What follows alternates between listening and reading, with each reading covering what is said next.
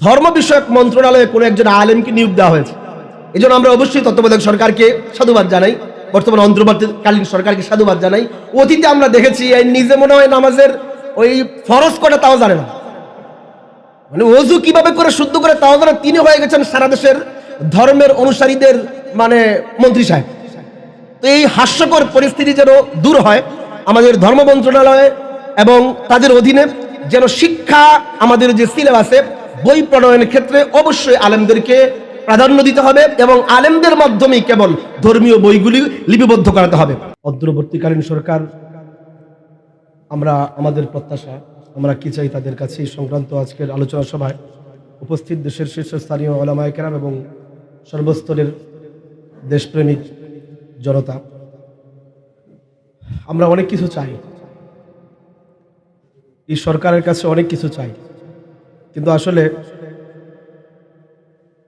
শুনতে অনেক খারাপ দেখা যায়, কিন্তু বাস্তবতা হচ্ছে যে আমরা কোনো কি বলে মুরগির কাছে যদি ঘোড়ার মাধ্যমে যেই জিনিস অর্জন করা যায় সেটা চাই, আমি আরেকটু উদাহরণ দিতে যাচ্ছি না, তাহলে এটা বোকামি হবে। আমাদের দেশের যে সিস্টেম, রাজনৈতিকভাবে এবং আইন বিভাগে এবং বিচার বিভাগে যে পদ্ধতি চলে আসছে, দুর্নীতির বিরুদ্ধে আমরা যত ওয়াজি করি, যত প্রস্তাবনা দেই, এগুলো অহেতুক বলে সাব্যস্ত হয়। কারণ যে সমাজ ব্যবস্থা এবং আইন বিভাগ এবং বিচার বিভাগকে যেভাবে বানানো হয়েছে, এই জন্য বারবার বলা হচ্ছে যে এটা সংস্কার করতে হবে, সংস্কার জরুরি। যে সংস্কার করা না হয় তাহলে যেই কাঠামোর আমাদের বিচার বিভাগ এবং আমাদের আইন এবং নির্বাহী বিভাগ, এর মাধ্যমে আমরা যত ওয়াজ করি আর প্রস্তাবনা দেই, সেগুলো অরণ্যে রুদন ছাড়া আর কিচ্ছু না। কারণ নির্বাহী ক্ষমতার অধীনে আমাদের বিচার বিভাগ আছে, আইন বিভাগ আছে, এভরিথিং।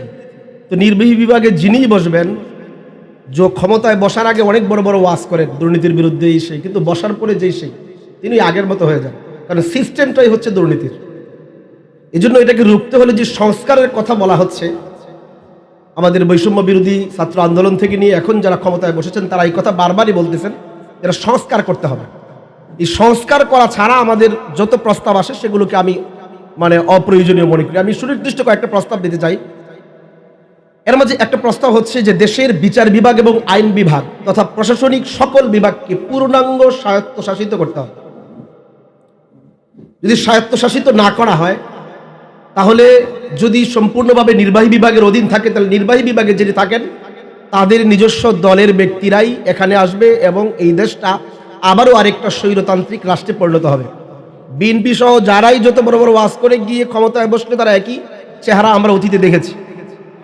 2 নম্বর বিষয় হচ্ছে বিচারিক ও প্রশাসনিক কর্মকর্তা নিয়োগে স্বতন্ত্র নিয়োগ মঞ্জুরি কমিটি গঠন করতে হবে।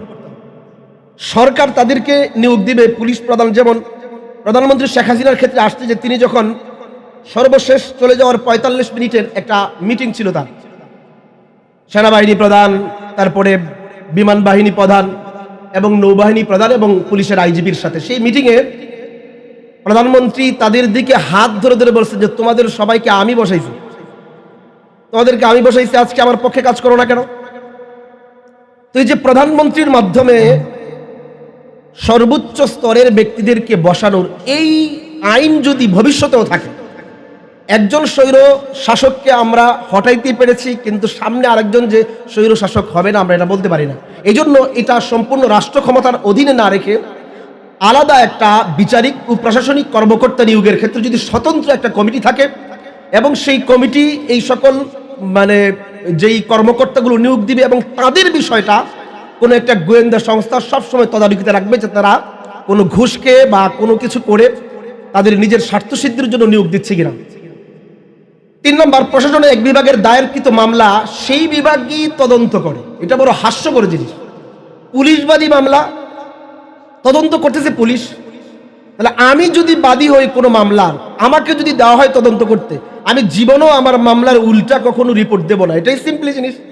কিন্তু হাস্যকরভাবে আমাদের বাংলাদেশের প্রত্যেকটা মামলা, যদি ডিবি মামলা করে তো ডিবি এটার তদন্ত করে, যদি মামলা করে র্যাব তো তদন্ত করে র্যাব, যদি মামলা করে পুলিশ তো তদন্ত করে তারা। এর চেয়ে হাস্যকর জিনিস আর কি হতে পারে? আমাদের দেশের যদি এই সিস্টেম পাল্টানো না হয় যে মামলা যদি পুলিশ করে তাহলে তদন্ত করবে অন্য বিভাগের কেউ, মামলা যদি হয়, যদি ডিজিএফআই এর মামলা, তাহলে তদন্ত করবে অন্য কোনো গোয়েন্দা বিভাগ। ডিজিএফআই এর মামলা তদন্ত ডিজিএফআই করবে, ডিবির মামলা তদন্ত ডিবিআই করবে। তাহলে এই পদ্ধতি রাখলে আমাদের যেই সংস্কারের যে স্বপ্ন আমরা দেখতেছি, এটা কখনোই বাস্তবায়িত হবে না। সুতরাং আমাদের 3 নম্বর আবেদন হচ্ছে যে প্রত্যেকটা প্রশাসনের যেই বিভাগ থেকে মামলা হবে তদন্ত করবে অন্য বিভাগ, এবং সেই বিভাগ মামলা সঠিকভাবে করতেছি কিনা সেটাও তদারকির জন্য অন্য আরেকটা গোয়েন্দা বিভাগকে সবসময় তৎপর রাখতে হবে। 4 নম্বর, দেশের শিক্ষা কারিকুলামে ধর্ম শিক্ষাকে বাধ্যতামূলক করতে হবে। অন্তত 8ম শ্রেণী পর্যন্ত প্রতিটা ধর্মাবলম্বী শিক্ষার্থীদের জন্য, আমি বলি না শুধু মুসলমানদের জন্য, প্রত্যেক ধর্মাবলম্বী, হিন্দু হোক, বৌদ্ধ হোক, খ্রিস্টান হোক, প্রত্যেক ধর্মাবলম্বী শিক্ষার্থীদের জন্য ধর্ম শিক্ষাকে বাধ্যতামূলক সিলেবাসে অন্তর্ভুক্ত করতে হবে। যেটা বাধ্যতামূলকভাবে এটার উপরে পরীক্ষা হবে, এইভাবে অন্তর্ভুক্ত করতে হবে। 5 নম্বর, বাংলাদেশের শিক্ষাক্রম, জাতীয় শিক্ষাক্রম বোর্ডে ধর্ম বিষয়ক বই প্রণয়ন এবং ধর্ম বিষয়ে বিশুদ্ধারমূলক প্রোপাগান্ডা প্রতিরোধে কমপক্ষে বাংলাদেশের যোগ্য কমপক্ষে 3 জন আলেমকে রাখতে হবে। আলহামদুলিল্লাহ, আল্লাহ তাআলার দরবারে শুকরিয়া, যে প্রথম ধর্ম বিষয়ক মন্ত্রণালয়ে কোনো একজন আলেমকে নিয়োগ দেওয়া হয়েছে। এই জন্য আমরা অবশ্যই তত্ত্বাবধায়ক সরকারকে সাধুবাদ জানাই, বর্তমানে অন্তর্বর্তীকালীন সরকারকে সাধুবাদ জানাই। অতীতে আমরা দেখেছি নিজে মনে হয় নামাজের ওই ফরজ কটা তাও জানে না, ওযু কিভাবে করে শুদ্ধ করে তাও জানে, তিনি হয়ে গেছেন সারা দেশের ধর্মের অনুসারীদের মন্ত্রী সাহেব।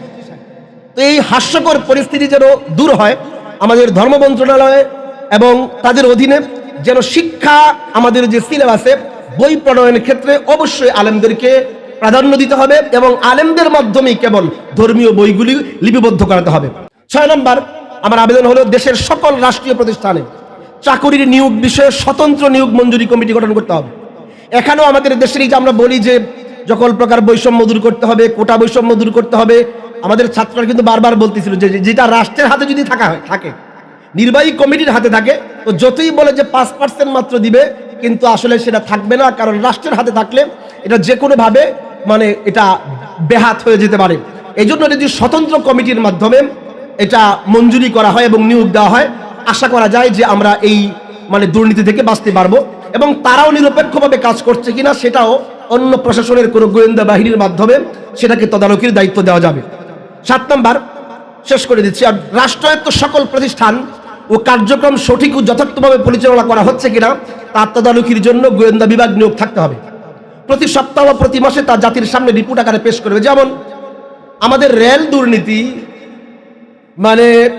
এটা এখন স্বাভাবিক হয়ে গেছে। এই কিছুদিন আগে আসলো যে ছাত্রদের আন্দোলনের কারণে রেল বন্ধ ছিল, অনেক টাকা ক্ষতি হয়েছে, কিন্তু এর আগে আমরা দেখেছি যে রেল চলাচল অবস্থায় হাজার হাজার কোটি টাকা এই রেল খাত থেকে বাংলাদেশ এর ঘাটতি হচ্ছে। ঘাটতি হবে কেন? যাত্রীর অভাব নেই, তাহলে ঘাটতি কেন? এর এখানে অনেক বড় ঘাপলা আছে। এই ঘাপলা দূরীকরণে প্রত্যেকটা রাষ্ট্রীয় প্রতিষ্ঠান এবং রাষ্ট্রীয় সংগঠনের তদারকির জন্য কোনো একটা তদন্ত বিভাগ থাকতে হবে, এবং তারা প্রতি সপ্তাহে বা মাসে এই বিষয়ে রিপোর্ট পেশ করবে। প্রতিবেশী রাষ্ট্রসহ সকল পৃথিবীর সকল রাষ্ট্রের সাথে সুসম্পর্ক থাকবে নিজ দেশ ও স্বীয় ধর্মের স্বার্থ রক্ষা করে। নিজ দেশ ও ধর্মের স্বকীয়তা নষ্ট করে কোনো দেশের স্বার্থ রক্ষা বা তাবেদারি করা যাবে না। শেষ, ধর্মীয় সকল প্রতিষ্ঠান যেমন মাদ্রাসা, মসজিদে রাষ্ট্রীয় কোনো প্রকার চাপ সহ্য করা হবে না। আমি কয়েকটা প্রস্তাব পেশ করলাম। যদি আমরা এই প্রস্তাবগুলো আশা করি আমাদের অন্তর্বর্তীকালীন সরকার গুরুত্বের সাথে নেয় এবং সেইভাবে বাস্তবায়ন করেন, তাহলে আমরা আশা করব তারা যেই একটি নতুন বাংলাদেশ চান, তারা যেই একটা সুন্দর বাংলাদেশ চান, আমরা এমন একটি বাংলাদেশ তাদের কাছ থেকে পাবো। যদি তাই না হয়, তাহলে এই যে একটা বিপ্লবের মাধ্যমে তারা আসছেন, আমরা চাই না আরেকটা প্রতিবিপ্লবের মাধ্যমে তারা লজ্জিত অবস্থায় ক্ষমতা থেকে তারা চলে আসুন। আমরা এমনটি চাই না, আমরা চাই তারা সুন্দরভাবে আমাদের সংস্কার করে যাবেন। এই বলে আমি আমার বক্তব্য শেষ করছি। আসসালামু আলাইকুম।